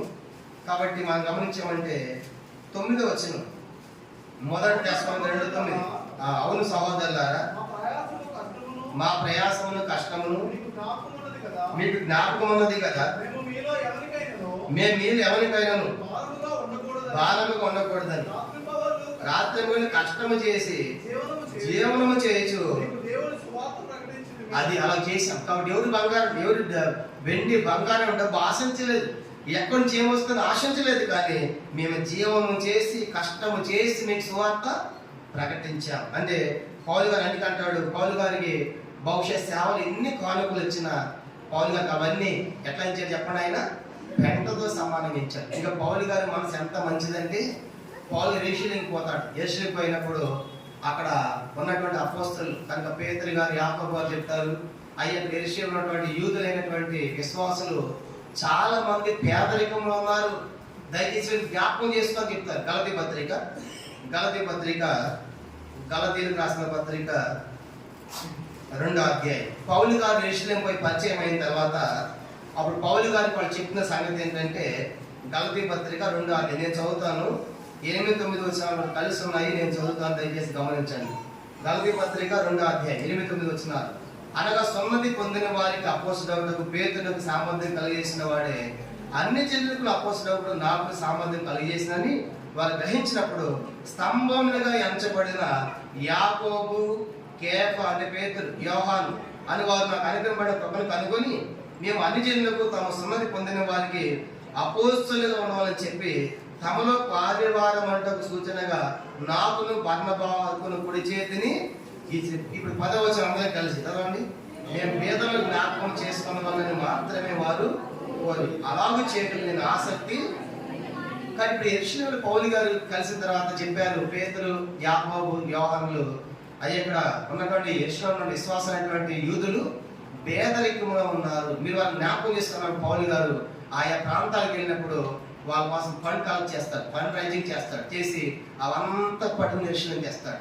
అది 20వ అధ్యాయంలో వాళ్ళకి ఇస్తారు. అని నేనేం చెప్తున్నానంటే, పౌలు గారు ఆయన కోసం ఎక్కడ కూడా తీసుకోలేదు, కనుక ప్రజల కోసం, సంఘాల కోసం ఆయన పంపించాడు.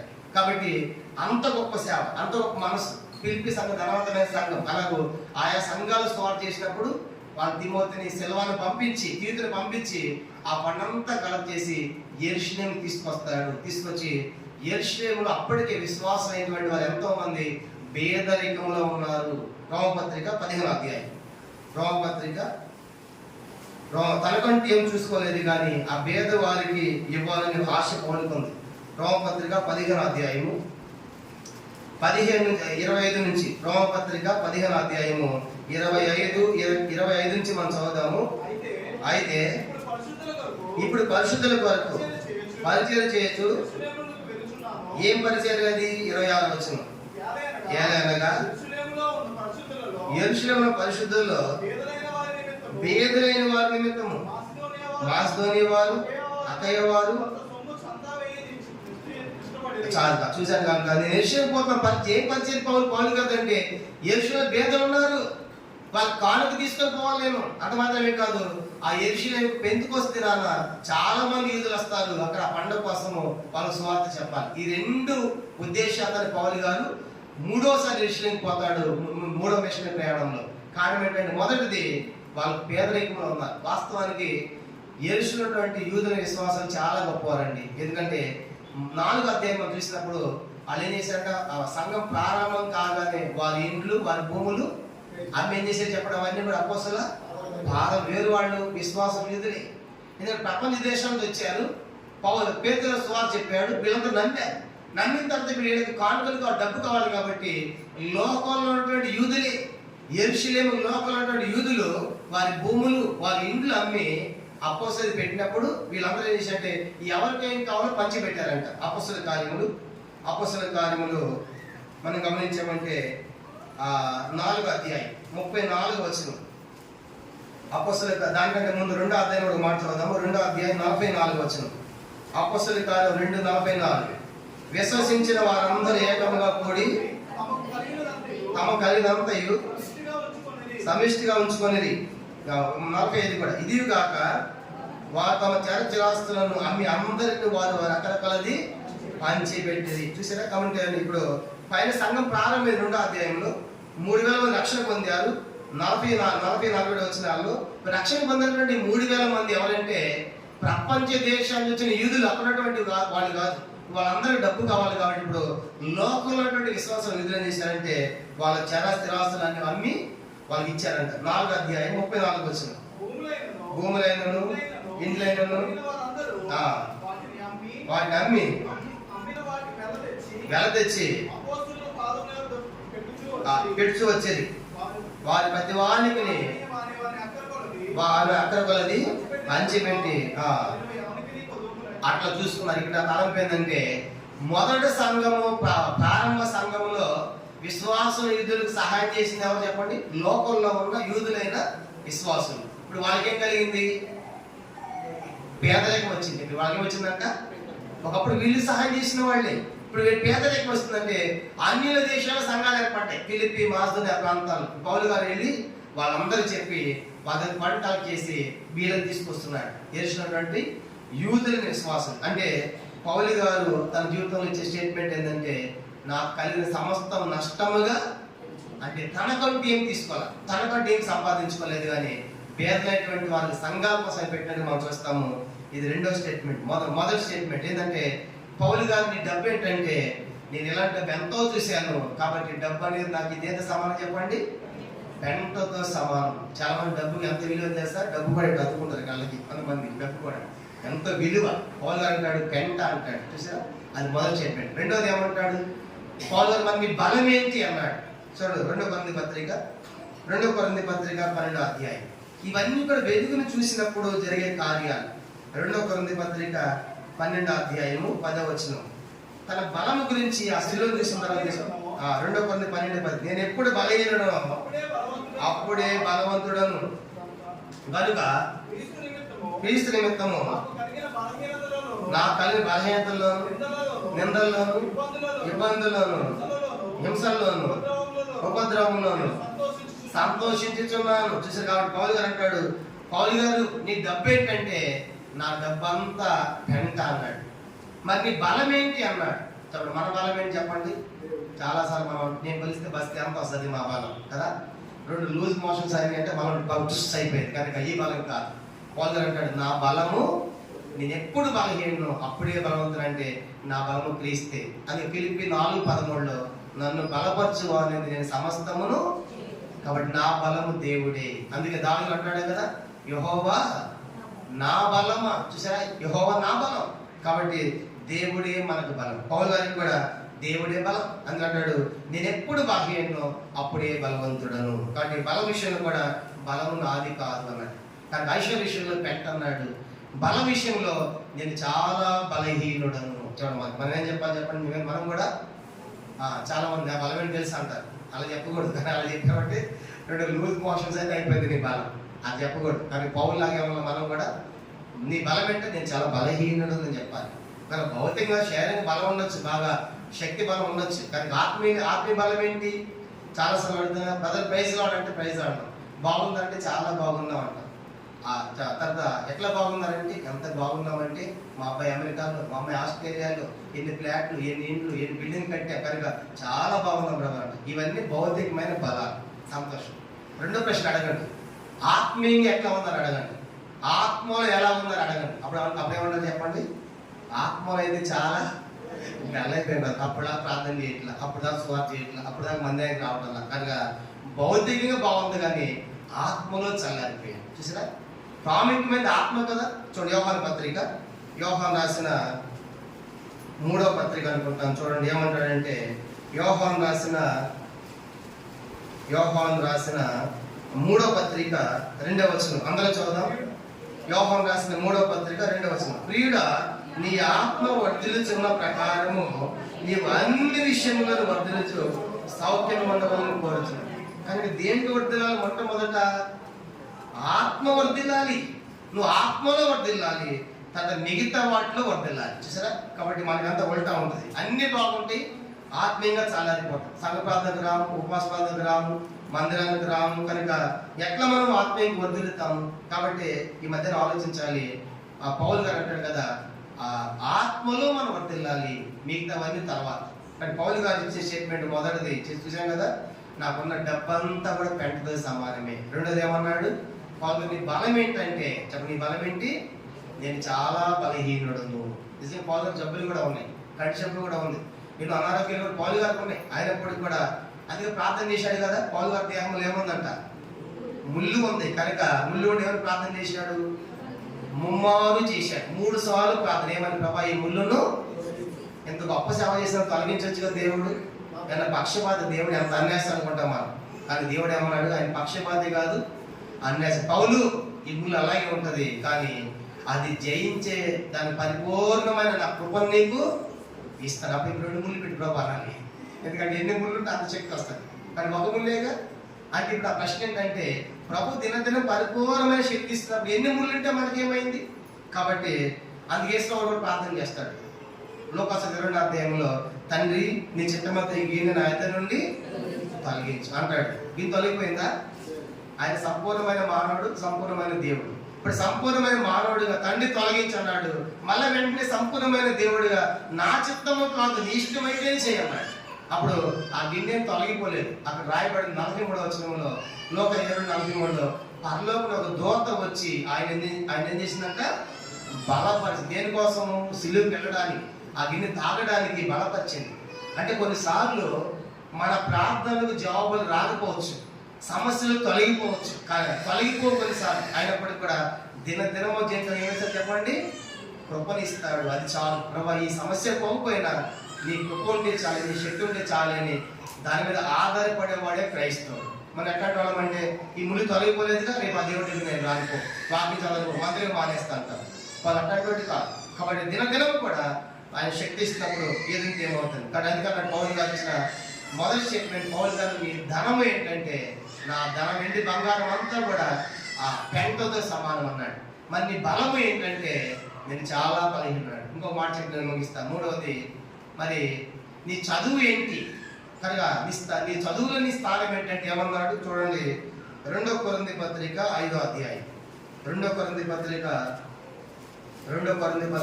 5వ అధ్యాయము 13వ వచనం. 2 కొరింథీ పత్రిక, ఏలయనగా మేము వెర్రివారం అయితిమా దేవుని నిమిత్తమే చాలు. కానీ పౌలు గారు అంటాడు, పౌలు గారు ఈ చదువు ఏంటంటే, నేను దేవుని నిమిత్తము వెర్రివాడు, ఐఎమ్ ఫూల్ అంటాడు. నిజంగా పౌలు గారు చదువుకున్నాడంటే, ఆయన గమలీయేలు పార్లది పెరిగిన వాడు. గమలీయేలు అంటే సామాన్యమైన వాడు కాదు. అపోస్తలుల కార్యములు 5వ అధ్యాయం. ఆ గమలీయేలు గురించి చూడండి ఏమని రాయబడింది. అలాంటి వాని ఎద్దు పెరిగిన వాడు పౌలు. అపోస్తలుల కార్యం 5వ అధ్యాయము 34వ వచనం. సమస్త ప్రజల వలన ఘనత నొందిన వాడును, ధర్మశాస్త్రోపదేశకుడైన, అది ఆయన డిగ్రీ. కానీ ఆయన ఎట్లాంటి వాడు అంటే గమలీయేలు సమస్త ప్రజలు ఆయన ఏం చేశారంట? గణపరుస్తారు, ధర్మశాస్త్రం చక్కగా బోధిస్తాడు. సమస్త ప్రజలు గణపరిచే వ్యక్తి గమలీయేలు, ఘనత నొందినవాడు. అలాంటి వాని యొద్ద ధర్మశాస్త్రము మొత్తం తెలిసిన వాని యొద్ద పౌలు గారు నేర్చుకున్నాడు. అంత చదువుకున్నవాడు. పౌలు గారు హెబ్రీ భాష మాట్లాడతాడు, గ్రీక్ భాష మాట్లాడతాడు. కనుక అప్పట్లో పౌలు గారి టైంలో ఇంటర్నేషనల్ లాంగ్వేజ్ ఏంటంటే అప్పుడు గ్రీక్ భాష. చెప్పండి, అప్పట్లో ఇంటర్నేషనల్ లాంగ్వేజ్ ఏంటి? ఇప్పుడు ఇంగ్లీష్. అప్పట్లో గ్రీక్ భాష వస్తే అన్ని ప్రాంతాలు తిరగవచ్చు. ఇంటర్నేషనల్ లాంగ్వేజ్ పౌలు గారి టైంలో అది ఎంతో ఐశ్వర్యవంతమైన భాషగా ఉంది. అది పౌలు గారు ఎక్కడ ఎవరుంటే ఆ భాష మాట్లాడతాడు. అక్కడ యూదులు అనుకోండి యోధ భాష మాట్లాడతాడు. కనుక యోధ భాషలో వాళ్ళకి అర్థమైన భాషలో చెప్పేవాడు పౌలు గారు. కనుక అట్లా అక్కడ 10 ఆఫీసర్స్ ఉన్నారనుకోండి, వాళ్ళతో గ్రీకులో మాట్లాడేవాడు. పౌలు అరెస్ట్ అయిన తర్వాత ఇవన్నీ మనకు అర్థమైంది. అపొస్తలుల కార్యాల్లో ఆ ఆఫీసులు వచ్చినప్పుడు, సైనిక అధికారులు వచ్చినప్పుడు వాళ్ళతో గ్రీకులో మాట్లాడతారు. వాళ్ళు అనుకున్నారు ఏదో సామాన్యుడు పౌలు, సామాన్యుడు ఏదో ఖైదీ అనుకున్నాడు. గ్రీక్ భాష అంటే గ్రీక్ కూడా వచ్చా అంటారు. కనుక నీ గ్రీక్ రావటం ఏంటి, నా స్థానం ఏంటి అని పౌలు చెప్పుకోలేదు. కానీ వాళ్ళకి తెలియటానికి ఆ మాట చెప్పాడు. అంటే నేను చెప్పే సంగతి ఏంటంటే, పౌలు ఎంతో బాగా చదువుకున్నవాడు. కనుక ఐశ్వర్యం తక్కువ లేదు పౌలు గారికి, బలములు తక్కువ లేదు ఆయనకి. కనుక మనం మూడో సంగతి చెప్పామంటే, మూడో సంగతి ఏంటంటే జ్ఞానములో కూడా ఎంత తక్కువ లేదు. కనుక అంత చదువుకున్నవాడు పౌలు. కనుక దినదిన ఎన్నో లేఖనాలు వెళ్ళినవాడు, ఎన్నో ప్రాంతాలకు వెళ్ళినవాడు. ఎక్కడ ఎట్లా సువార్త చెప్పాలో పౌలు బాగా తెలుసు. కానీ మనకైతే ఒకటే సువార్త, ఎక్కడ పోయినా ఒకటే కొడతాం, అదే బట్టి రికార్డులకు వేస్తాం. ఆ సువార్తలు పనికిరావు. పౌలు గారు ప్రాంతానికి వెళ్తాడు. ఆ ప్రాంతానికి వెళ్ళినప్పుడు అక్కడంతా యూదులు అనుకోండి, సువార్త ఎలా మొదలుపడ తెలుసా? ఇశ్రాయేలులారా, మీరు దేవుని బైబిల్ కలిగినటువంటి వారు, మీకు దేవుడు అంటే ఎంతో బాగా ఇష్టము, మీకు దావీదు తెలుసు, మోషే తెలుసు అని అక్కడి నుంచి ఎదుర్కొంటా వస్తా ఆ దావీదు సంతానం వచ్చాడు, ఆయనే యేసు, ఆయనే సిలువేశారు. చూడు అక్కడ ముగిస్తాడు. ఎక్కడ ఎత్తుకున్నాడు? ధర్మశాస్త్రం ఎత్తుకుంటాడు. ఎక్కడ ముగిస్తాడు? పునరుత్థానం దగ్గర ముగిస్తాడు. అంటే పౌలు గారు యూదులు కాబట్టి వాళ్ళకి లేఖనాలు ధర్మశాస్త్రం తెలుసు కాబట్టి అవన్నీ చెప్పి వాళ్ళకి స్వార్థ చెప్తాడు. ఒక ప్రాంతం వెళ్తాడు, అది ఏథెన్స్ అనే ప్రాంతం. అక్కడ అంతా అన్యులు, వాళ్ళకి యూదులు కాదు, అన్యులు. ఇప్పుడు వాళ్ళకి స్వార్థ చెప్పాలి, వాళ్ళకి అబ్రహాం ఇస్తారని వాళ్ళకేం తెలిసింది? ఏదో నీ మతాన్ని చెప్పుకుని అప్పులు పడతారు. అప్పుడు ఎట్లా చెప్పాడు తెలుసా? అయ్యేలా ఆకాశం భూమిని అయినా కలు సృష్టికర్త కాబట్టి నదులకు మానవులకి వర్షాలు ఇస్తున్నాడు, ఋతువులు ఇస్తున్నాడు, పంటలు ఇస్తున్నాడు. ఆ ఎవరో తెలుసా? కనుక మీరు ఎన్నో బోర్డులు పెట్టారు. కనుక ఒక దేవత పేరు అక్కడ బోర్డు రాశారు ఏంటంటే తెలియబడని దేవుడు అని రాశారు. నిజంగా ఉన్నాడని తెలియబడిన దేవుడు ఆయన యేసు. చూసారా? అది సువార్త. అంటే ఏ ప్రాంతానికి వెళ్తే ఏ ప్రజలు ఉంటే వాళ్ళకి అర్థమయ్యేది చెప్పగలిగిన సామర్థ్యుడు, జ్ఞానం కలిగిన వాడు పౌలు. అంత ఉన్నతుడు ఏమంటాడు? నేను వెర్రివాడను. చూసారా? మేము భద్రాచలం ప్రాంతాల స్వార్థకి వెళ్ళాం 2004 సంవత్సరంలో. 2004లో భద్రాచలం, పాత్రాపురం అనే ప్రాంతాలకు ధర్మవరం వెళ్ళాం. అక్కడ స్వార్థ చెప్పాలంటే మాకు ముందే చెప్పారు, అదంతా ట్రైబ్స్ అనమాట. అప్పుడు బట్టలు కూడా వాళ్ళకి బాగలేవు, ఆపాపే ఉండేది, కొంచెం ఉండేవి. కొన్ని బట్టలు పట్టుకెళ్ళాం, బెడ్షీట్లు, మెడిసిన్స్ కొన్ని మంది పంచిపెట్టి వాళ్ళు స్వార్థ చెప్పిన తర్వాత వాళ్ళకి ఎట్లా స్వార్థ చెప్పాలంటే పెద్ద కొండను చూపించి అవన్నీ కొండలేదు. ఈ పెద్ద కొండ కంటే పెద్ద కొండ ఉంది కదా, మీరు కొండ పెద్ద అనుకుంటున్నారు, ఈ యేసు దేవుడు కొండ కంటే పెద్ద దేవుడు అని చెప్పాలి. అమ్మ కొండ పెద్ద, ఎందుకంటే పెద్ద అన్నాడు, ఆయన ఉన్నాడు. అలా స్వార్థ చెప్పాలి వాడు. పౌలు గారికి అంత జ్ఞానం ఉంది. అంటే మేము జ్ఞానం ఏం కాదు, కానీ పౌలు గారికి ఆ నాలెడ్జ్ బాగా ఉంది. యూదులు ఉంటేనేమో యూదులు ఎత్తుకుంటాడు, ధర్మశాస్త్రం ఎత్తుకుంటాడు. అన్నిలుంటేనేమో ఆకాశము భూమిని కనుక వార్తల స్వాత ప్రకటించాడు. పోపులు అనేటువంటి తండ్రి జనంతో ఉంటాడు. 8వ అధ్యాయంలో అక్కడ పౌలు గారి పాము గరుస్తుంది. పాము గరిస్తే వాళ్ళు ఏం చేస్తారంటే, అదే పౌలు ఎంత దుర్మార్గం ఉండాలి, ఆ సముద్రంలో సావాల్సింది వాడు పగిలి అడ్పతి బయటపడ్డాడు. ఇప్పుడేం పట్టుకొని చెప్పండి? పాము పట్టుకుని ధర్మదేవతని విడిచిపెట్టలేదు అనుకుంటారు. ఇట్లా జాడించగానే పాము దాంట్లో పడి కాలిపోయింది. పౌలు చచ్చిపోదామని చూస్తూ ఉంటారు. ఎంతసేపు పౌలు గారికి ఏమి కాల. నిజంగా పాము గరిస్తే ఏమో చెప్పండి? చచ్చిపోవాలి. కానీ పాము గరిస్తే పౌలు ఎందుకు సావలేదు? పౌలు ఎవరని చెప్పుకున్నాం మనం? పౌలు ఎవరు? అపోస్తలుడు. పౌలు ఎవరు? ఈ అపోస్తలుడికి పాము గరిస్తే ఏం కదా, వాళ్ళకి ఏమి కాదు. మార్కు స్వార్త 16వ అధ్యాయం. మార్కు స్వార్త 16. ప్రభు చెప్పాడు కదా, మార్కు స్వార్త 16. మీరు పాములు ఎత్తి పట్టుకుంటారు.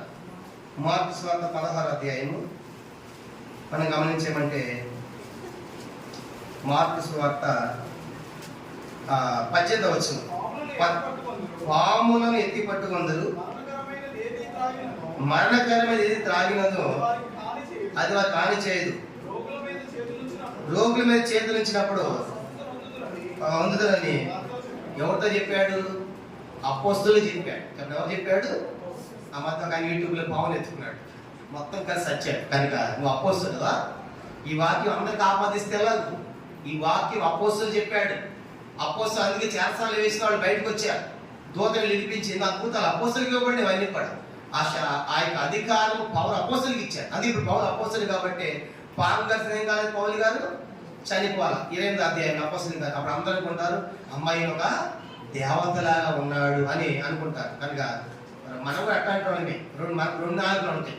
అది ఉంటేనేమో దేవత అంతా, లేకపోతే దైవం అంటాం. వీళ్ళు కూడా అంతే. ముందేమో ఏ హాని చేశాడు, ఏ పని చేశాడు, అందుకే దేవత వదలకుండా అక్కడ సాగుపోయి ఇక్కడ చచ్చిపోవాలనుకున్నా మాట్లాడారు. ఇప్పుడేమో సావాలనుకున్న వ్యక్తి ఏమంటారంటే ఇప్పుడు ఈయన దేవుడు అనుకుంటారు. అప్పుడేంటంటే పౌలు గారు అక్కడ అంత అన్నిటి వాళ్ళ ధర్మశాస్త్రం అనాగరికులను రాయబడతారు అక్కడ. ఎవరంటే వాళ్ళంతా కూడా అనాగరికులు, మన భాష చదువులేని వాళ్ళని. అక్కడ అనాగరికులు చదువులేని వాళ్ళని కాదు, వాళ్ళకు గ్రీకు భాష కాని వాళ్ళు అంతే అనాగరికులు అంటే. వాళ్ళకి అన్ని తెలుసు, ఆ డెవలప్మెంట్ ఏదే ప్రాంతమే కానీ వాళ్ళ గ్రీకు భాష అన్నమాట.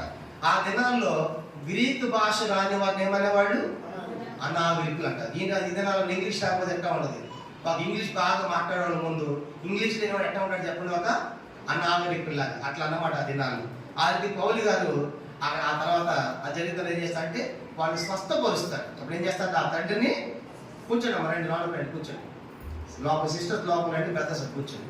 కానీ పౌలు గారు అక్కడ స్వస్థపరుస్తారు. అని నేను చెప్పవలసిన విషయం ఏంటంటే, పౌలు గారు ఇప్పుడు ఆ యొక్క మెలితినటువంటి ఆ దీపంలో ఎలాంటి సేవ చేసేటప్పుడు ఆయన వాళ్ళకి ఎట్లా చేశాడు, సువార్త కూడా చెప్పాల.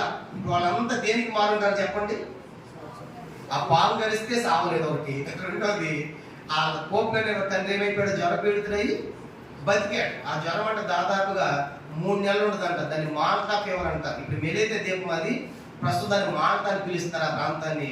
అక్కడ జ్వరం వచ్చిందంటే కనీసం 3 నెలలు ఉంటుందంట. అది తగ్గకపోతే 3 సంవత్సరాలు ఉంటుందంట. అంత భయంకరమైన జ్వరం. అలాంటి జ్వరంతో బాధపడుతున్న పోపిలి తండ్రిని పౌలు గారు స్వస్థపరిచాడు. ఇప్పుడు అనాగరికుల మధ్య 2 అద్భుతాలు జరిగాయి. ఒకటి, పాము కరిస్తే చనిపోలేదు.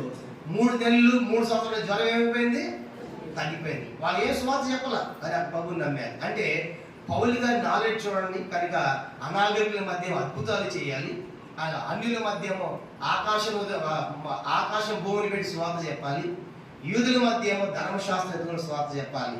ఎంత నాలెడ్జ్ పౌలుకు ఉందో చూడండి. ఇలాంటి వాడు అంటాడు పౌలు గారిని చదివేంటంటే, నేను క్రీస్తు నిమిత్తము బెర్రి వాడను కనుక, అంటే ఐఎమ్ ఫూల్, నాకేమీ రాదు అంటాడు. మనమైతే నాది హైటెక్, బీటెక్, లోటెక్, ఆటెక్ ఇన్ని వేసుకుంటారు. పెళ్లి కార్డు వస్తాము, మొత్తం ఇన్నే సరిపోతుంది. పెళ్లి కార్డు అన్ని రాస్తుంటారు అన్ని కూడా. సరే మంచిదే, ప్రభుత్వం చదవండి. కనుక చదవదేని దాంట్లో మీరు ఎంత బాగా చదివితే అన్ని ప్రాంతాల స్వార్థ కూడా మీరు చేయవచ్చు.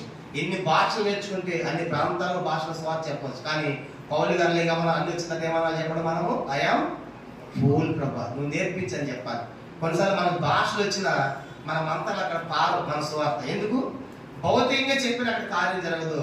భౌతిక మనం చదువు ఉండొచ్చేమో, వెనకాల నడిపించే ఆత్మ సహాయం మనకు చాలా ప్రాముఖ్యమైనది. పౌలు 2 ఉన్నాయి. పౌలు గారు చదువు ఉంది, ఆత్మ నడిపింపు కూడా ఉంది. కాబట్టి మధ్యాహ్నము ఆయన వల్ల పాలు పొందకముందు పౌలు గారి యొక్క సిలువబడిన జీవితం ఏంటో కూడా 5 తలంపులు మీకు జ్ఞాపకం చేశారు.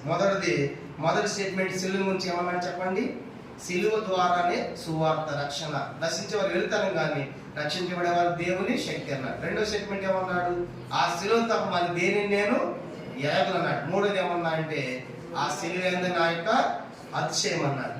ఆ సిలువ చూసిన పౌలు గారు తన ప్రాచీన స్వభావం అంతా సిలువ వేసుకున్నాడు, తన శరీరమే సిలువ వేసుకున్నాడు. మూడోది లోకముతో కూడా ఆయన సిలువబడ్డాడు. మూడో స్టేట్మెంట్ మనం చూసాము, ఆయన ఆ సిలువ చూసిన తర్వాత ప్రభుత్వ సంబంధం పెరిగిన తర్వాత ఏం చూశాడంటే ఆయన, నేను ఆ వెలుగును చూశాడు, ఒక వెలుగు చూశాడు. రెండవదిగా గొప్ప వెలుగు చూశాడు. మూడవదిగా మిక్కిలి ప్రకాశ వెలుగు చూశాడు. ఒక వెలుగులు ఏమన్నాడు చెప్పండి, ఒక వెలుగులు ఏమన్నాడు, నేను ప్రధాన పాపి అన్నాడు. గొప్ప వెలుగులు ఏమన్నాడు, పరిశుద్ధులందరూ అత్యల్పుడు అన్నాడు. మిక్కిలి ప్రకాశం అనే వెలుగులు ఏమన్నాడు, నేను అపోస్తులని యోగ్యుడిని కాదు, ఎందుకంటే నేను ఎంతమంది సంఘాన్ని హింసించాను అన్నాడు. కనుక అది మొక్క చెప్పాడు. మరొక ఆ తర్వాత పౌలు గారు ఆయన బల విషయంలో చెప్పాడు. ఐశ్వర్య విషయంలో ఏమన్నా చెప్పండి, ఐశ్వర్య విషయంలో అదంతా కూడా వెంటతో సమానం. నేను ఎంతో మందికి పనిచే 2 సంఘాలు పంపించా, కానీ నాకు డబ్బులు నేను కష్టపడి పనిచేసిన వాడు అని చెప్పాడు.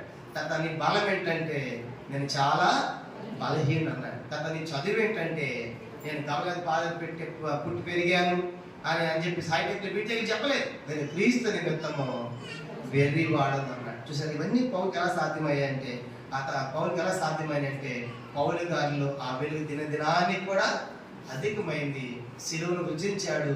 పౌలు గారిలో ఆ సిలువ కాలం జరిగింది. అందుకే ఆయన చెప్పాడు, గలతీ పత్రిక 2వ అధ్యాయం, గలతీ పత్రిక 2వ అధ్యాయము 20 చదువుకుని మనం ప్రభు యొక్క బలిలో పాల్గొందాం. గలతీ పత్రిక 2వ అధ్యాయము 20వ వచనము అందరం కలిసి మనం చదువుకుంటాం. గలతీ పత్రిక 2వ అధ్యాయం 20వ వచనం అందరం కలిసి. నేను క్రీస్తుతో కూడా సిలువబడి ఉన్నాను, ఇకను జీవించేవాడను నేను కాను, క్రీస్తే ఆయన జీవించుతున్నాడు. నేను ఇప్పుడు శరీరమును జీవితున్న జీవితము నన్ను ప్రేమించి నా కొరకు తన అప్పగించిన దేవుని కుమారుని విశ్వాసం వల్ల జీవించుచున్నాను. కాబట్టి నేను క్రీస్తుతో కూడా సిలువబడి ఉన్నాను. నేను అసలు వర్తమానం సిద్ధపడాల్సింది చెప్పలేదు, ఇదంతా ఉపోద్ఘాతమే. ఇంత దక్షిణ మనం సరిపోయింది ఈరోజు. కాబట్టి ఇప్పుడు పౌలు గారిలో సిలువ కార్యము జరిగింది. పౌలు గారు సిలువేసిన ఒక ప్రజలు ఇప్పుడు ఆయన సిలువేస్తున్నారు. కానీ ఇప్పుడు సిలువైన పౌలు యొక్క జీవితం ఏంటో క్షుణ్ణంగా షార్ట్ అండ్ స్వీట్ మీకు కొన్ని విషయాలు చెప్పాను. కానీ ఈ వాక్య వెలుగులో మన పరీక్షించుకొని ప్రభు యొక్క బలంలో మనం కూడా పాల్గొందాం. మోకరించండి, ప్రార్థన.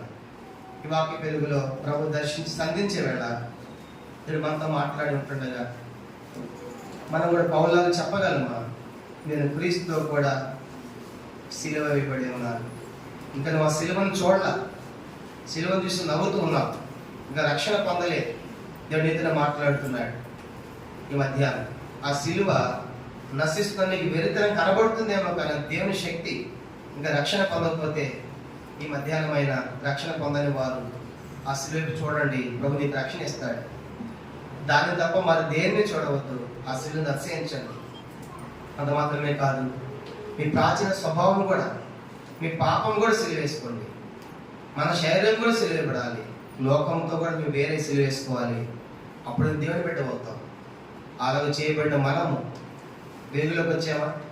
ఆ వెలుగు, ఒక వెలుగులో మన స్థితిగతులు, నేను ప్రధాన పాపనయ్యా. గొప్ప వెలుగులో నేను పరిశుద్ధులందరూ అత్యల్పుడును, మిక్కిలి ప్రకాశమైన వెలుగులో నేను అపోస్తులనే యోగ్యుడనే కాను, నేను తక్కువ అని చెప్పగలమా?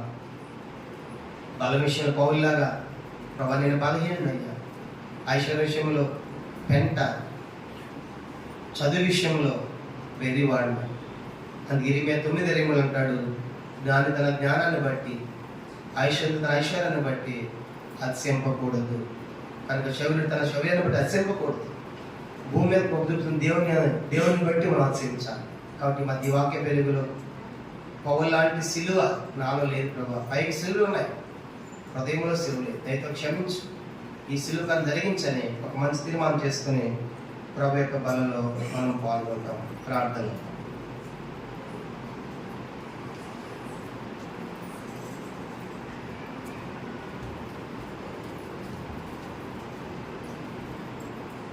వాక్య వెలుగులో మన జీవితాన్ని పరీక్ష చేసుకుని ప్రభుకు అప్పగించుకుంటాము. ప్రార్థన. పరలోకమందున్న మా తండ్రి, పరిశుద్ధ